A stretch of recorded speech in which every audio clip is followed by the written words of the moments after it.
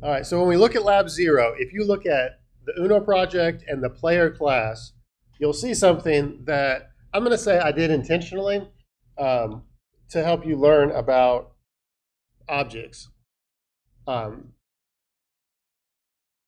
This property, hand, is defined.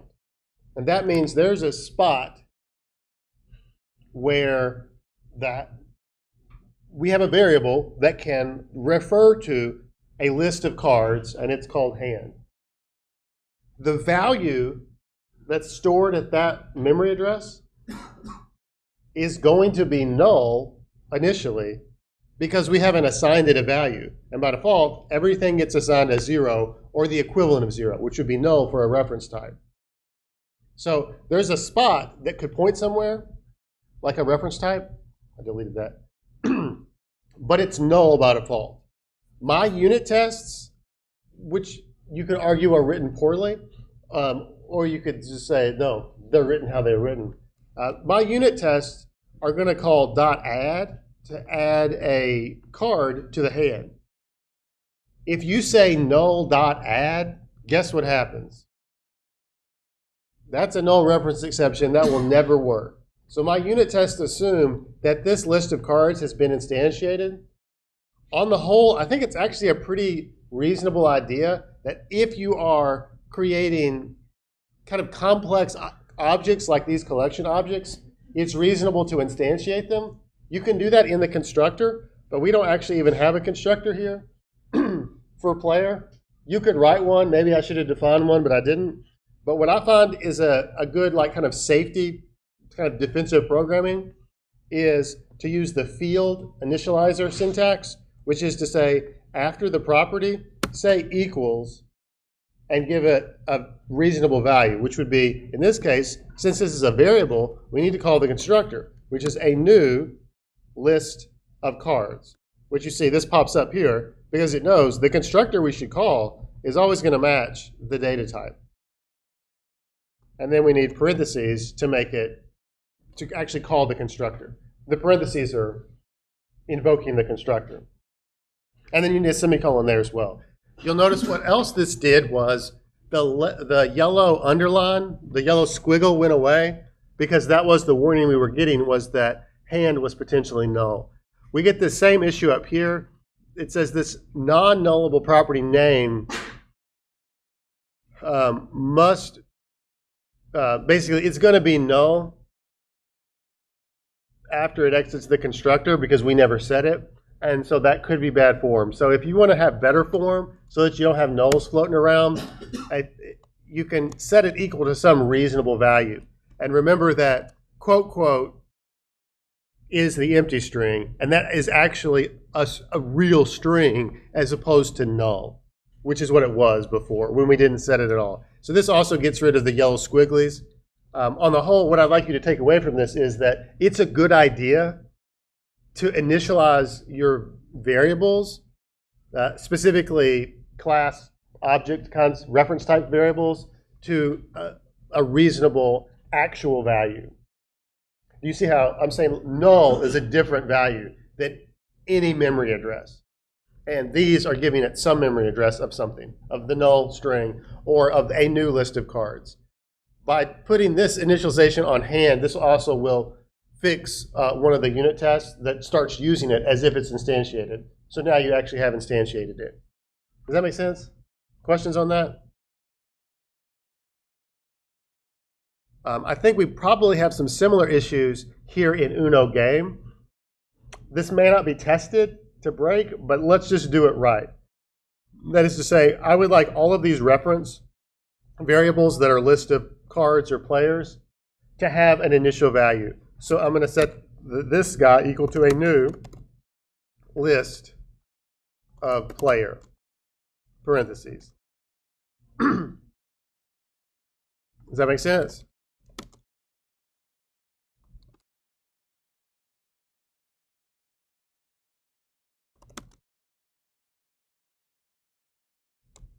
So this will kind of make our code safer so that each of these lists have been instantiated and they actually have a spot in memory. There's an object that's out there. It's not null. And if any other code starts using the list of players, the draw stack or the discard stack, there actually is a list there.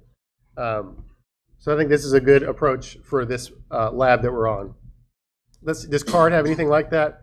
Card does not. And this reveals something that we talked about last time. So card just has these three properties. Card type. What is card type? Card type is a card type. If you come up here, you see that card type is an enum, and really an enum is just a named integer. So number is really 0, and wild is 1, and draw 2 is 2. You see what I mean? So that means it's not possible for card type to be null. If you set a new card type, it's going to be equal to 0, which is essentially going to make it number by default. It's not null. Same for color. That's an enum, so that actually has a value. And we said here that number is nullable. So here we've actually said null is a legal value. So that resolves all of those. What would be, there's no red, yellow squiggles here for warnings. Okay.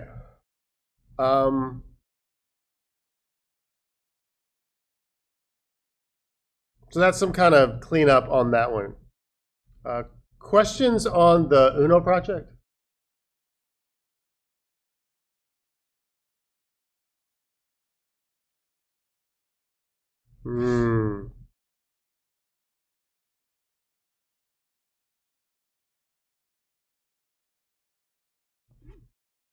Why did we do that? Have you commented it in and tested it? Okay, I'm sorry, my memory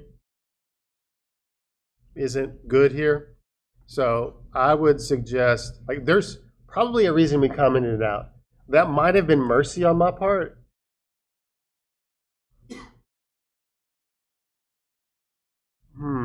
Did you use a dictionary?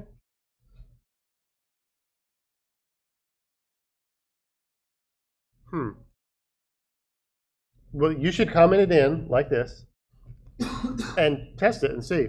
I can't remember. I want to say I did not write this, and one of my student workers did. It sounds like then we should talk about that.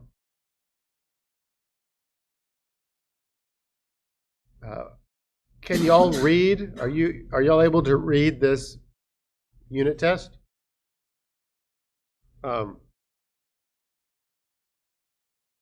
You'll see a couple of things that maybe are new. You've seen this in the videos. The var keyword is 1. The var keyword is an implicitly typed variable, and that means it is still strongly typed, but if you say var, it says, well, let me see what's on the other side of this equal sign. On the other side of this equal sign is the card constructor. So this red 5 variable must be a card, but we don't have to say it. So that's a thing you can do if it's possible for the compiler to infer what the thing is. You couldn't just have, var, red 4, because it would say, I have no idea what that is. You've got to initialize it to something so I can determine what the type is. Does your code work? Does it pass the test? Run .NET test to rebuild it. I bet it, because it was commented out, it wasn't included.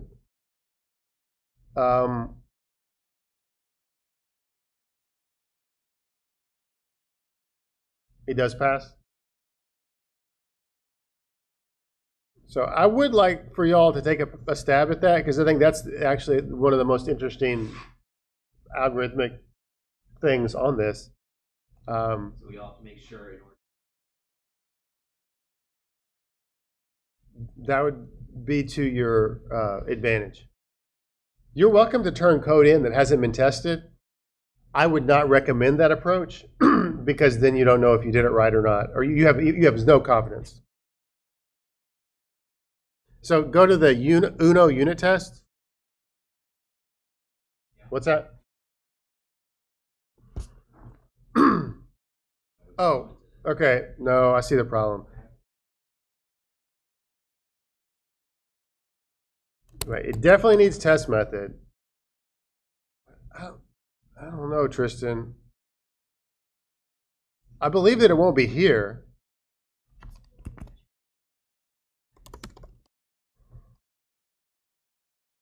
Uh, Why did they put slash slash everyone star? that's a good question.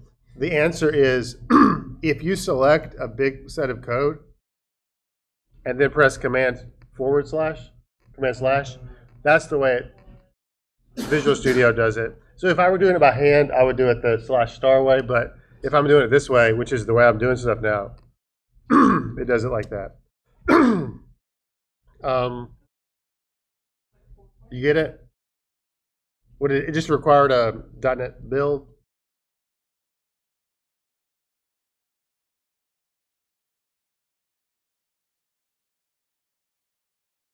Ah.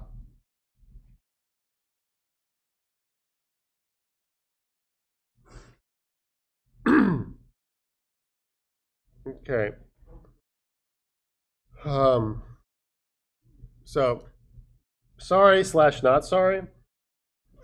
I do want you to understand how to read unit tests. That and because really in the real world you have to write unit tests. Typically, oftentimes you write your own unit tests to confirm that your code does what it's supposed to do, that it works correctly. Now, this is something you should not do, which my understanding is on some situations AI has done in order to get the code, in order to get the test to pass. An AI agent that's coding has just commented out all the tests, and then it has no failed tests. You can't do that either. Like, I mean, you can technically do it, but that's not going to be good for your grade. So generally, you shouldn't be poking around in the tests. Like, if you change the tests so that they produce bad results that match your bad results, that would be very bad form. You know, it would be kind of like cheating. Also, then I would have to like make fun of you, right? I think we should just put that out there. So that's no good. If you find mistakes in the test, then I want to know about that immediately. So thank you, Tristan. So like I'm saying, just approach this with great caution, and just know this is checking your work, but it is possible that it could be wrong. Okay. Talk to the teacher about it. Yeah. No, I think you should comment uncomment the one that's commented out. Select it all and press Command / or Control / on Windows. It's under Uno unit tests under the unit test project. And then it's called test player most common color. You also need that test method. And you have to add this attribute test method before it. You see that? On mine, it's about line 218 in the Uno unit test project.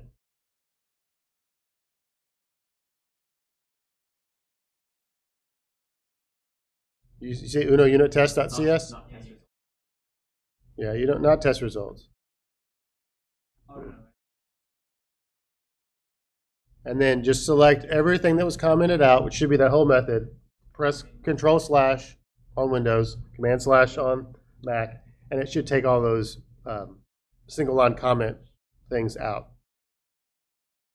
And add square bracket test method. So I guess just to give you some insight into this, the way the testing class works uses this feature of, yeah, everything that's commented out, commented in. You have to run a build to get it To show up. So we're using a unit testing framework from Microsoft called MS Test, and they use these things called attributes. So that's what this square brackets, any square brackets are not actually code, but they're kind of annotating your code, which might actually give it more abilities. In this case, you have to label the class as a test class in square brackets, and any method that you want to run as a test, you have to annotate as test method. But it's possible you could have methods in there that are not test methods. I don't have any of those right now, but sometimes it may be helpful to have some that aren't tests, that just like set up something or tear down something. And the other thing I've done is put a test category on these tests so that I can run each unit test by themselves, or each class of unit tests by themselves.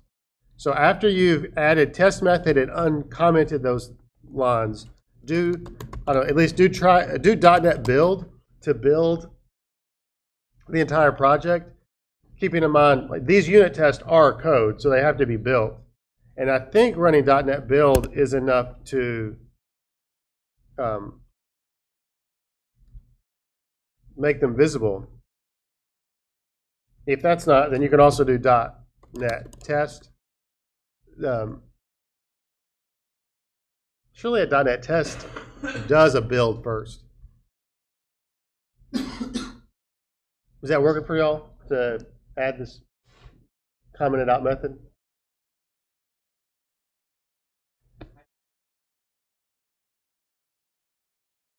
Press Control and tilde is the keyboard shortcut. You can also say View Terminal.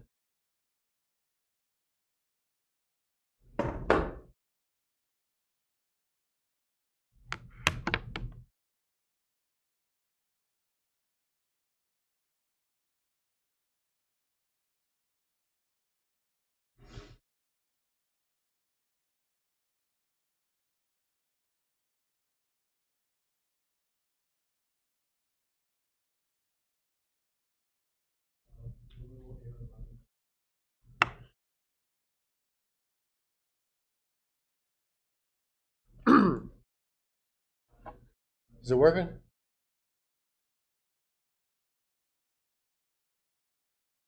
I guess if your project doesn't build for a different reason, then this won't work, potentially.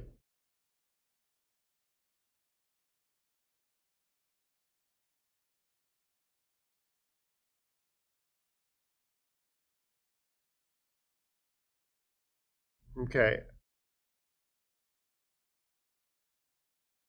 And we can chat one-on-one about that or on Discord if you want to. But I see you may have to get your project to a building point in order to be able to add this unit test to the unit test run because it's got to build. I would like to pivot now to the prayer project and open up prayer.cs. Actually, let's take a look at, open up the author CS, prayer CS, scripture CS, and tag CS, basically all the class files for that prayer project. So author, prayer, scripture, and tag.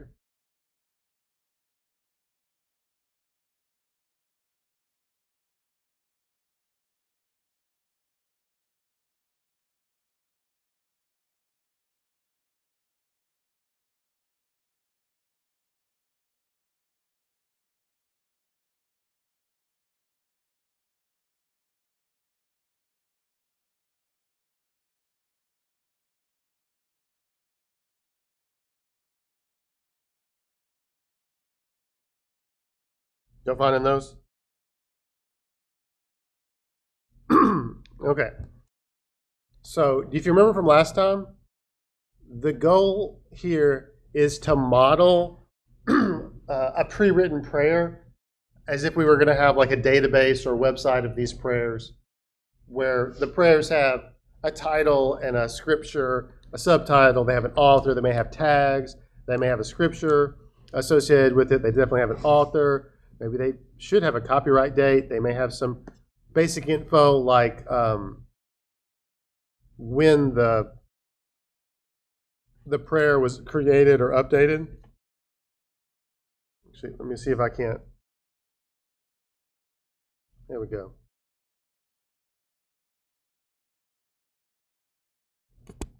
So this is the items that I've identified as important components of this prayer, and there's just one method to string, which is overriding the toString method so that it outputs something more reasonable for this prayer. So let's work together to model one of these prayers. On the whole, this is an example, this is just an exercise in modeling some real-world entity in objects. So, a prayer definitely should have a title properties. All these should be properties. And do you remember we have that shortcut prop? That's a snippet. And this expands out. And then there's two things we have to fill in now, which is the data type and the name. So this would be string title. Yeah?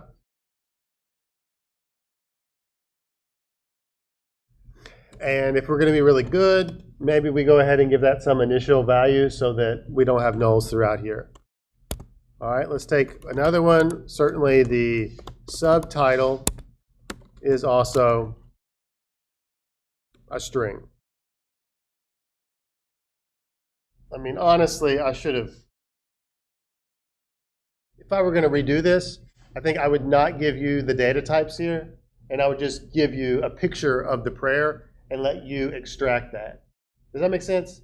That's really what I meant for this to be, was if you were looking at a thing, which might be a form or a printout, it might be a row in a database or a tweet, some other visual representation of an object in the real world, and try to extract out what are the objects, what are the sub-objects that it's composed of, and what are their appropriate data types. We also have the body of the prayer.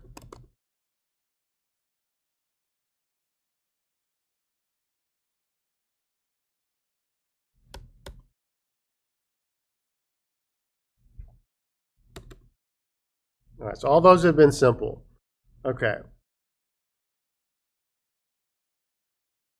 Actually, seen this. I think I would rather call this a scripture reference. What would you, doesn't that make sense to you, scripture reference? You okay to call it scripture reference? Any objections to that? Okay. My thought is, what if the prayer has multiple? That's a great question. And so that's a question we'd have to ask kind of our system. Is it possible that a prayer has more than one scripture reference? And if so, we have to model it differently. What would we do if it has more than one scripture reference?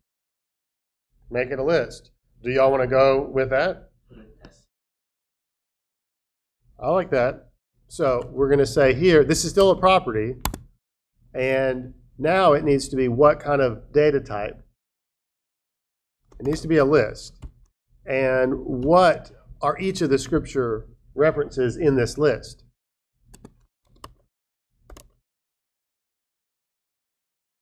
I'm going to go ahead and give it the name here. This is the name of the property. Does this make sense what I'm asking? We have to put a data type here. So a individual description. Yes.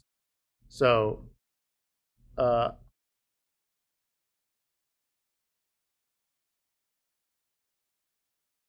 my idea was, this is actually a kind of complex object, a scripture reference, one of them, which maybe, I don't know, now maybe perhaps we should call this a scripture reference. I think I actually would prefer that. So I'm going to right click and rename this to scripture reference. And I want to name the class that's in that file scripture reference. Does that make sense? I feel like just scripture be distinct from. Yeah.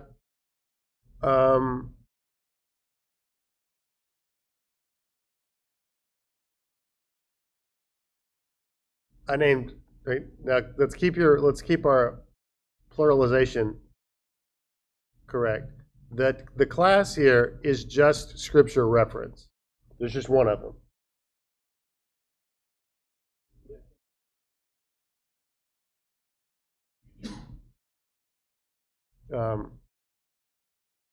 Do you see the unit test for prayer?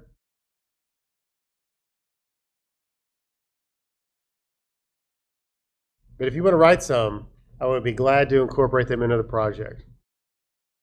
I personally think scripture references to clauses just be easier to just. I could see it either way. But I'm going to say scripture reference. This is a list of scripture references called scripture references. And we've got the same thing that we had with the player and the hand, which is I'd kind of like to go ahead and instantiate this to say that this is a list of scripture references like so.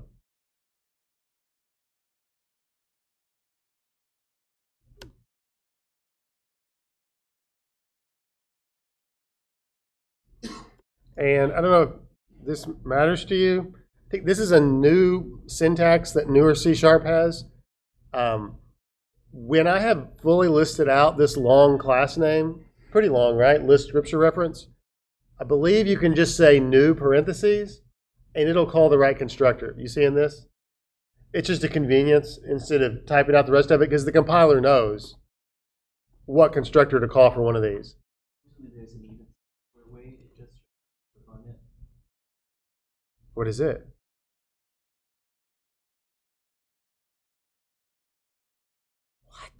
Which makes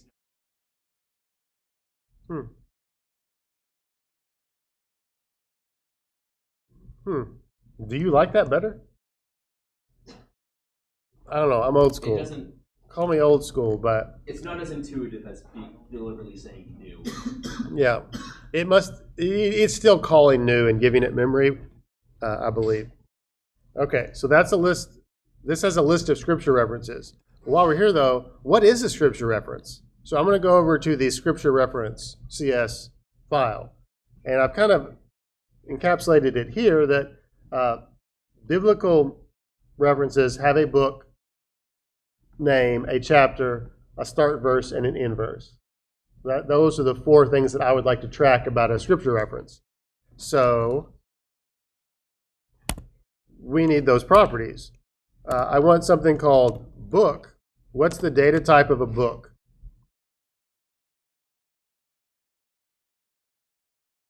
We could call it string. If we want to go super deep down this rabbit hole, we should probably make it an enum where we've listed out all of the Bible books, because there really are a list of, it's a limited list of names. It's not any string that could possibly go in there. And then if somebody types in Genesis with a capital G and Genesis with a lowercase g, we've kind of caught that.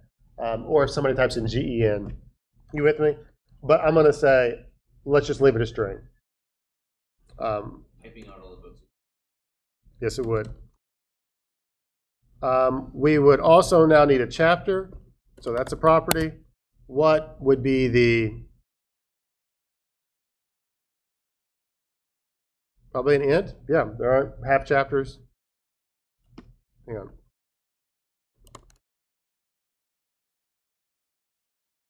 By default, in C#, the compiler system is going to give every variable its 0 value. So this is going to it's going to start off as chapter 0, which to me is a good chapter number because there are no chapter 0. So if there's a chapter 0, that definitely means this has never been set and this isn't correct. We really have the same thing for start and inverse, don't we? Those would be integers.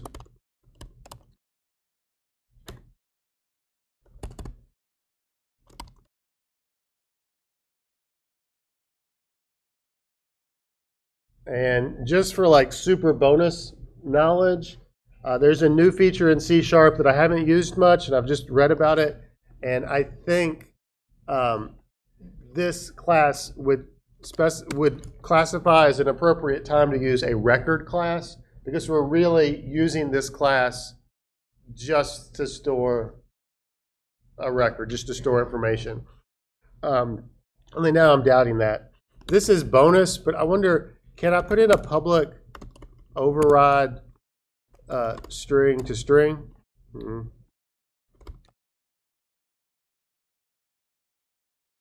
So if we wanted to print out a scripture reference, just the reference, in a more user-friendly way, what would we do? How would we want to print that out? We'd want book chapter. Book, space, chapter, colon, start verse, and then dash, end verse.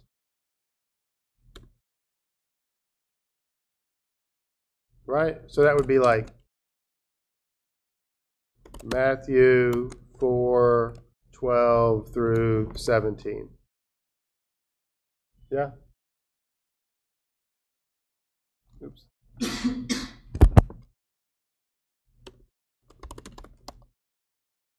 going to build this and just make sure I haven't broken anything yet. Okay.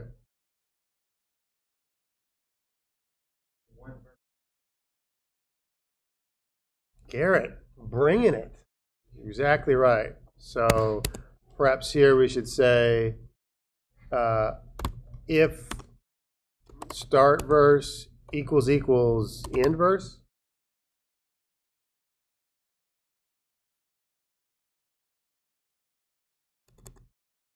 Then I don't want to do the dash inverse, right? Start verse is the inverse, so it should just be like that. This is how I would be inclined to code that. Thank you for thinking so clearly. So we kind of got our special case. And if it's not this case, then we do this.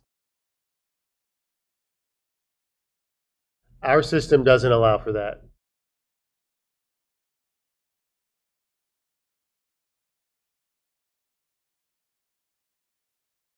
That's a great question. What if it goes to another chapter? And I'm saying you can't do that in this database. Can you see how that would kind of be a bad database design? And yet this simple design actually enforces a kind of unreasonable, arbitrary restriction. When you think about it for prayers, what kind of prayer would have you going over multiple? I don't know, but I'm sure it could happen. I mean, you can see what we should have a start chapter and an end chapter and a start verse and an end verse. It would really complicate our to string as well. Wouldn't it? I don't know. You want to do that? We can assign that. Or we can have multiple scripture references in the list where the end verse is the final chapter. And the next scripture reference is the start verse is the first. Break it up. Scripture. I could see how logically even going through a chapter is the same reference. I think I'm just going to keep it like this, though. But these are really good questions, so I'm so glad you're asking them, because that's exactly the process that we're going through to try to model a real-world system. Is to say, well, are there only one of those? What if it has this particular case? Are we going to support that? It hurts me now to not do that, Tristan. What if it does cross a chapter? Bless you.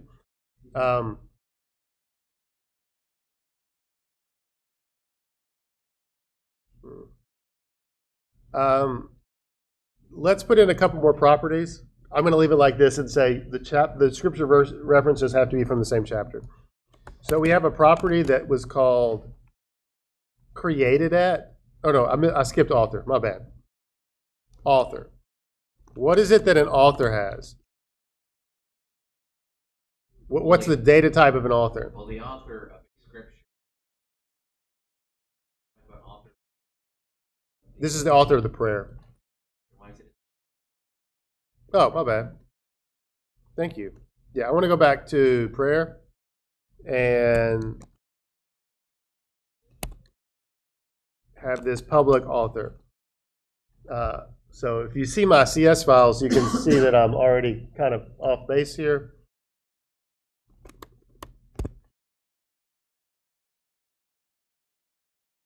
An author at least has first name and last name. And really, it's a person, and it would have a lot more than that. Like it might have contact info.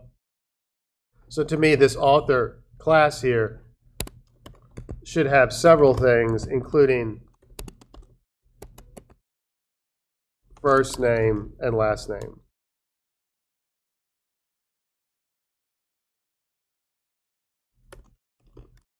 And I'll again initialize it to quote, quote, just to get rid of that warning and be super safe. I think in reality, an author would have some kind of contact info, like a email. What? This is the author of the prayer.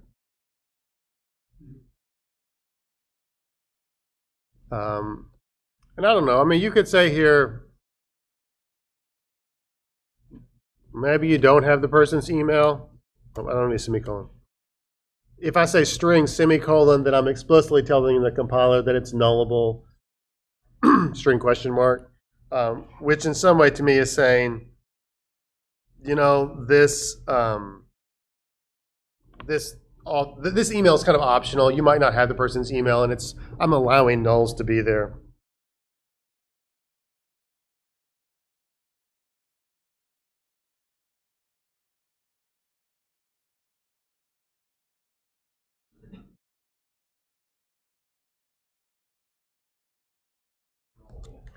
Now that it's nullable, I'm essentially saying you can have null. Yeah. So we've got our author taken care of. Actually, I'm going to just change this. Now we need created at and updated at, which honestly, I'm going to put them at the end and stick with tags. So I'm imagining a system where you've got like prayers that you see on a screen. Maybe they're like pretty, kind of, and they've got tags that have been connected with them. Notice that the word tags has an S on it. Did you notice that, Ethan? What does that imply to you? That it would what? That it's going to be a list. There's going to be multiple. Here, I think I will put this new here at the end of author to go ahead and instantiate one of those. But now let's do tags. So this is going to be a list of something called tags. What data type would be in each of these tags? Tag. Which I think I already made a class for, didn't I? Yes. Which is doing your work for you. So what I wanted you to realize is if I want to store the name, a color, and an icon that's associated with the tag, then you got to store three things, yeah? So that's what we're going to do here. And this is going to be pretty boring because the name, the color, and the icon are all just going to be strings. So we'll have a string name and a public string color and a icon, which would also be a string, I'm saying. And I guess you want to be safe and make all these like this? Okay.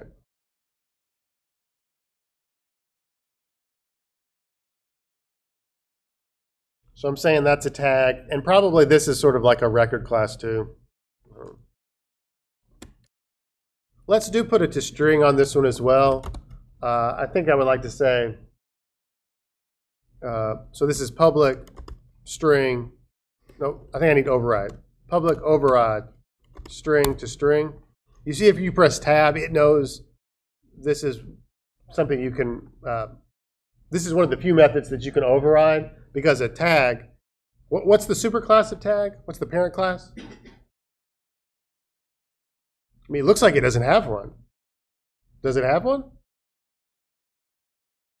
If it doesn't have one, then how are we overriding something?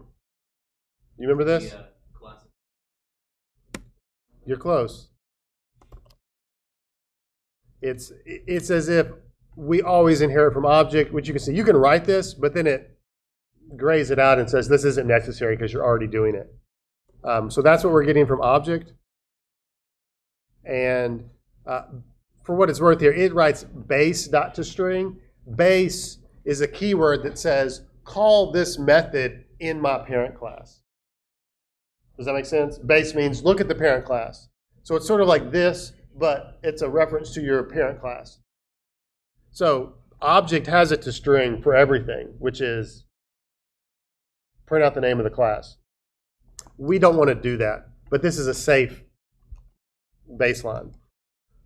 Here, I want to do this kind of string interpolation. To me, really, the name of the tag is the most important thing. I don't really think I care about the other two at all, actually, for here. So I would just print out the name here. So if you happen to console.writeLine a tag object, it'll print out the name. And not just the word tag or prayer.tag, because this is the prayer namespace, right? Yeah, namespace prayer. So now we have a tag object defined, we've got a scripture reference object defined, we have an author object defined, and now we're composing these together. You remember composition? We talked about composition versus inheritance, where composition represents the what relationship?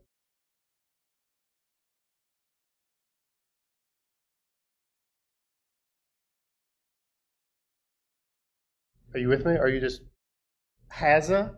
Composition says has a. This means a prayer has a title. A prayer has a subtitle. A prayer has scripture references. A prayer has an author. A prayer has tags.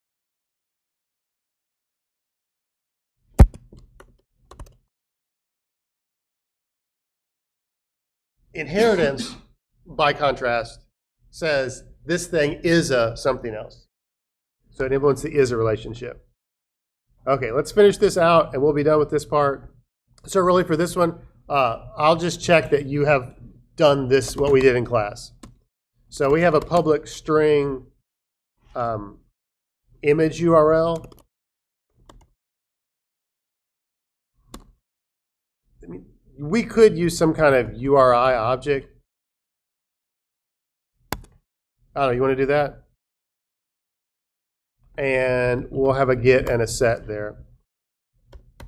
Sure, we can be fancy like that. So there's a bunch of classes that are built into .NET to do common things. Okay,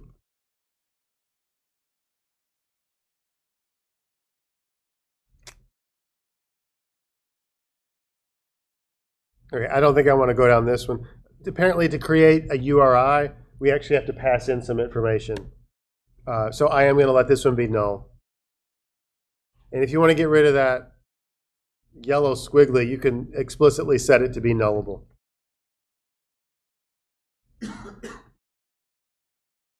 A URI is a uniform resource identifier, which is essentially just a broader, similar word to URL. Okay, this last two, we want to have two properties that represent dates. And I didn't mention this, but date time is an object. Oh. Yeah. So I'm going to do date time and store the whole thing. So we're going to have a date time for created at. And I'm thinking about this strictly in database terms. This isn't when the prayer was written by the author, but this is when this object was added to the database. And all databases, for most things that you put in, have a field that will store when was this thing created. Because often that's useful for like auditing. just to say, wait, when did this come from? When did it arise? And likewise, we're going to have it updated at. So I'm going to copy paste this as well. Only this should be updated at. And probably here, surely I can do new here. Yeah. And this is going to say, it's going to call a constructor to create a new date time when this object is created. And by default, this is not going to be 0. I'm pretty sure if it's at all sane, it will be whatever the moment in time is when the constructor runs.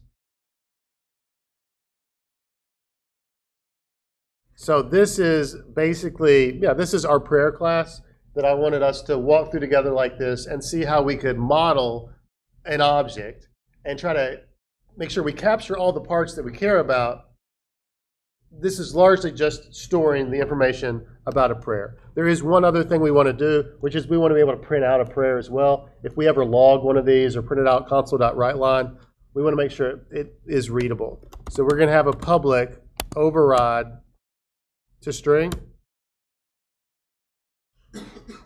And here, right, similar things that we've seen.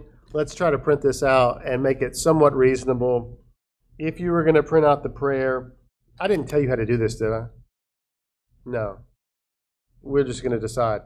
So like to me, I don't want to print out the body of a prayer on the command line. This would mostly just be for debugging purposes, I would think.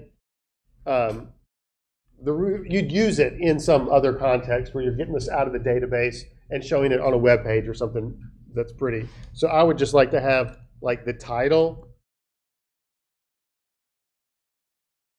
and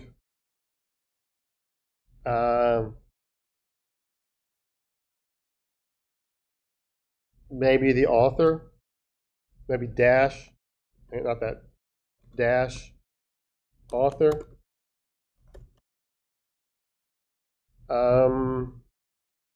Let's give it title colon subtitle. That'll be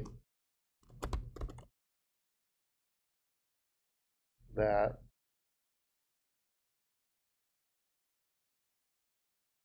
Okay. Thoughts, questions?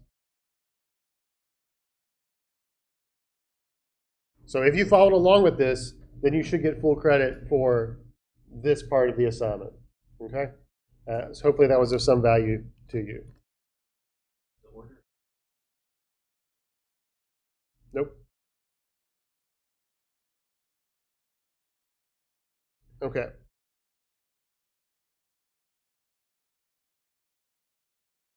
I'm going to create a new window and I'm going to create a new thing. Let's see.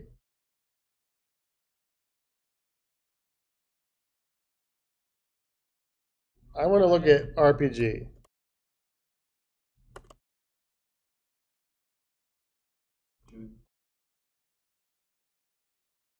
Sure. This is going to be the OOP RPG. Uprg. And how do I create a new project? Command-Shift-P, .NET, new project. Only I don't need it to be in this folder, do I? Nope.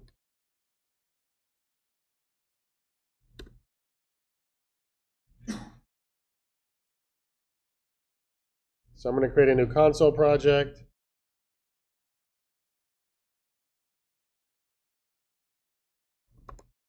Console app.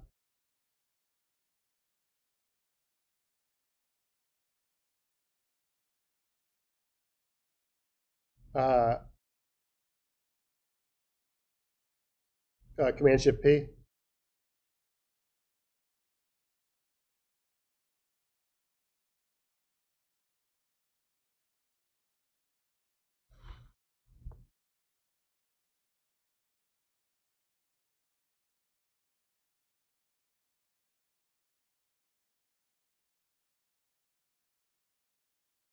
I'm doing this thing where I do not use top level statements. I want to use .NET 9. I'm going to create the project. And okay, sweet.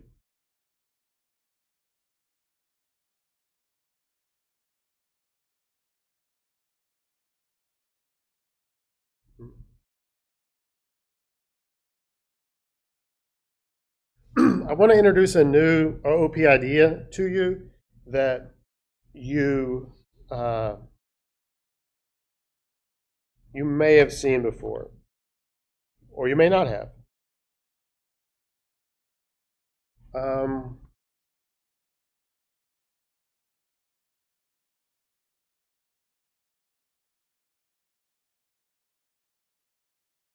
Okay, I'm going to create a new file, and I want to call this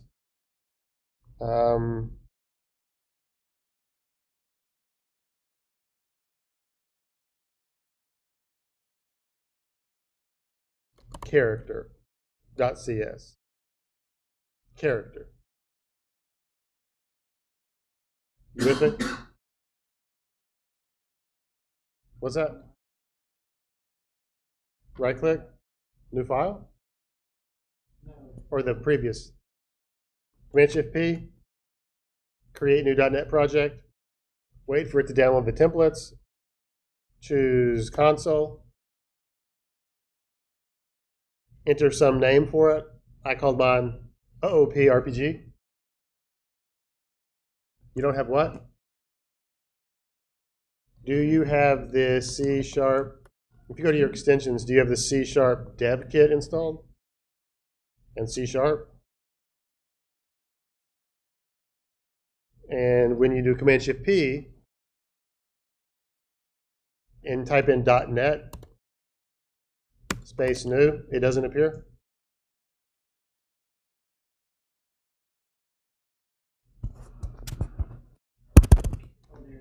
Okay, good.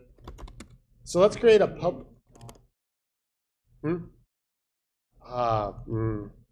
I'm going to create a public class character, which would be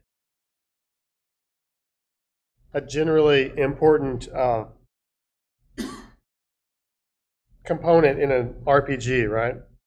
Right. So we're going to have our characters have a couple things. One is they have names. So I'm going to give it a get and a set for a name.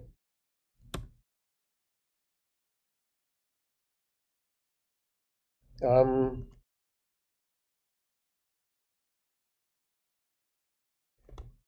would also like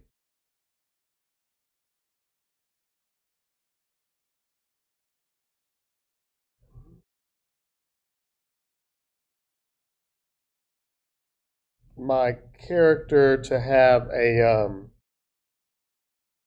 I don't know. Let's let it have an int health.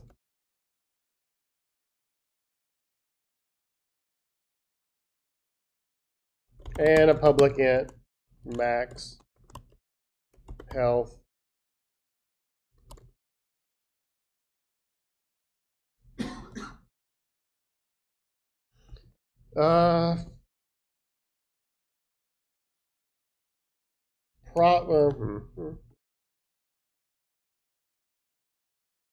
Okay. Within my system, I am going to have the idea that there's a position like on a board in like an XY coordinate system. Okay? So I'm going to create a public struct position where we have an int x and an int y. You okay with that?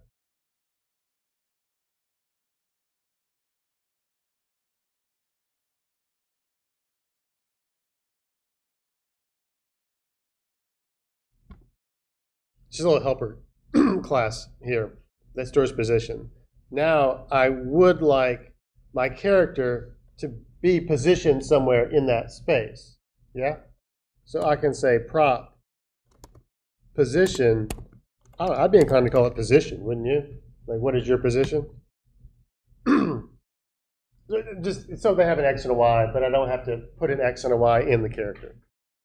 Okay, I'm going somewhere with this. You with me?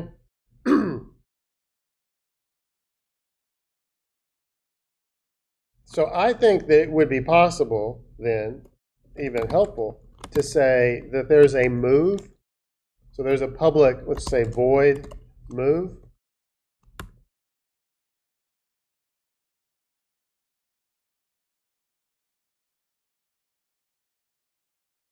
Actually, I'm going to say move to. I like move to better. And I would like to pass in a position, little p position.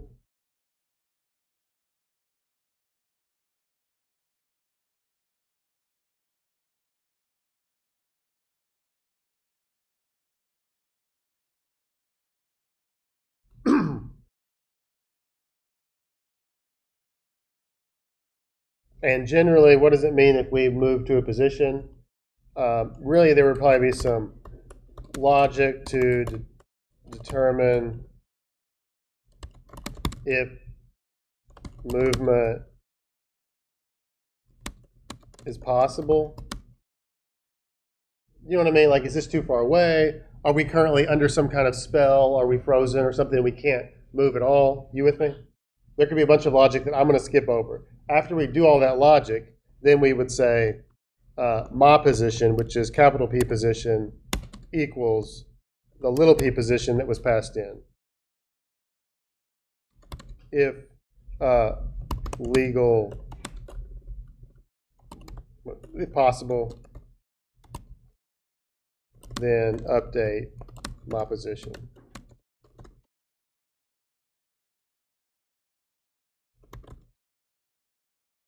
You with me so far? Now, it's possible, let's say in our universe, we also have items. Those could be like, well, maybe like weapons or potions. Yeah? So I'm going to have a public class item. And I can go ahead and say, sure, this should have a property that's like string name. But the item will also be at a position. So it's going to have a position with a get and a set. If we're going to be good here, then we should probably say this has a private set. And that means this should be in character too.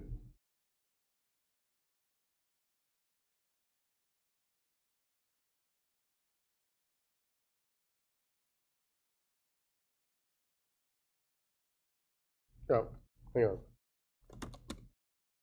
I forgot the word public here. So this is saying that I have a position. Anybody can read the position, but you have to be inside the item class to set the position. I probably should do that on character as well and say, essentially, the only way to move the characters around is to call move to. Does that make sense? Because in move to, I can run this logic. It's kind of like I'm creating my own setter, but it feels a little bit more readable to me. So it then might make sense that we could have a public move to position here as well, where we, like maybe the DM or somebody in charge wants to move items around. And in that case, perhaps this is a different implementation. We don't have to check all that logic to see if what the move speed or the move distance is. I forgot void. I need a void here. You with me so far?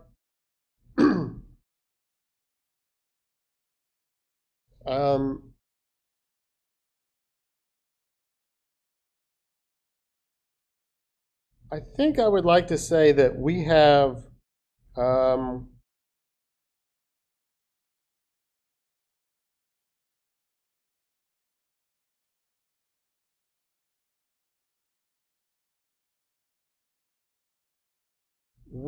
players. So I'm going to have a player.cs, and I want to have a public class player.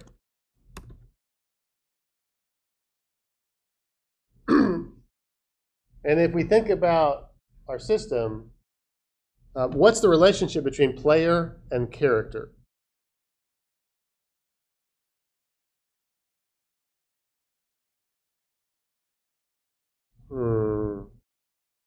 I see what just happened there. So maybe what I'm imagining is this is the player character in the game.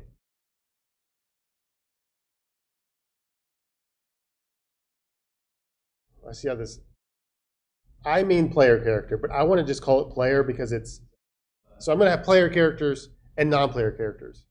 Yeah, that makes more sense. Does that make sense? So I guess player would be So player, what I want you to say, but what you said was valid, but what you say is a player is a character. So I've got kind of like, I'm going to have 2 or 3 types of characters. I'm going to have player characters, non-player characters, and what else would there be? Is there even anything else? I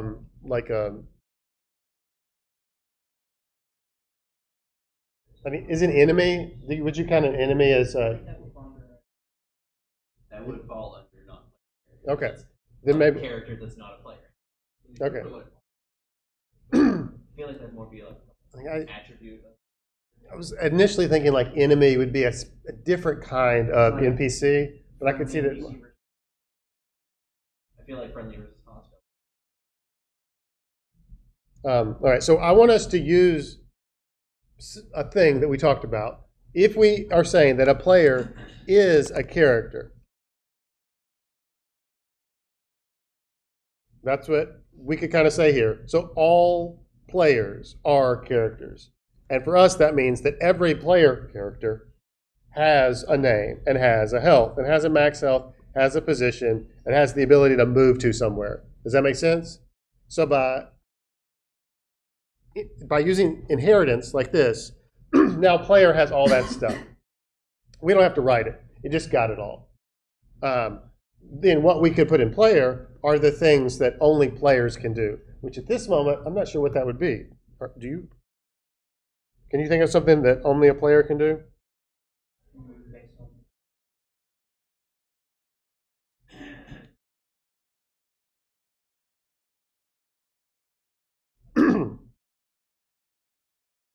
Yeah, that's still going to be calling move to. Can we, let's, just for fun, I'm going to say public void equip. That they can equip a string weapon.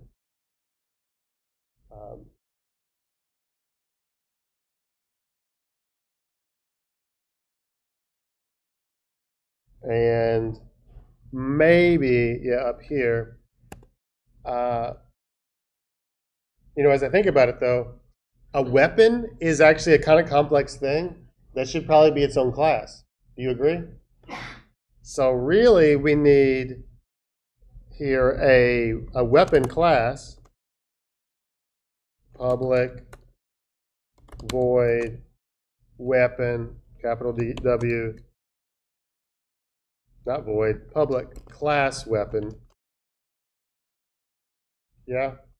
And at the least, I should have a name for this weapon. It should probably have some other stuff too, right? And also weapon. Weapon is an item. So, yes. So we should probably say that weapon inherits from item. And as soon as I do that, now it inherits name and position. Yeah? So now I don't need this name because I got the name.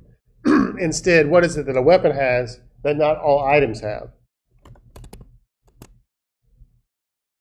What was that? I mean, it probably has some kind of damage-related stats, right? You have So let's say damage, and just for this, it should probably have some kind of range. Yeah. And probably for all these, making these public sets is probably not a good idea in the real world. You probably want to control that. But okay. So what I'd like you to see here is that a weapon is an item, and because it's an item, it has the ability and things that an item has, which is a name and a position, and the ability to move somewhere. A weapon has even more specific customized features, which is damage and range, that we've just put in here. And we don't have to repeat ourselves. It has a damage and it has a range, which is composition. Next time we'll continue and we're going to dig into how we can utilize interfaces as another way of kind of enhancing the abilities and structuring the complexity of these. So when's this lab due? Lab 0? Saturday. So knock that out. Make sure that those are passing the unit test. And I may end up sharing a video. I think I'd like to share a video about interfaces before class Tuesday. Take good care. See you guys.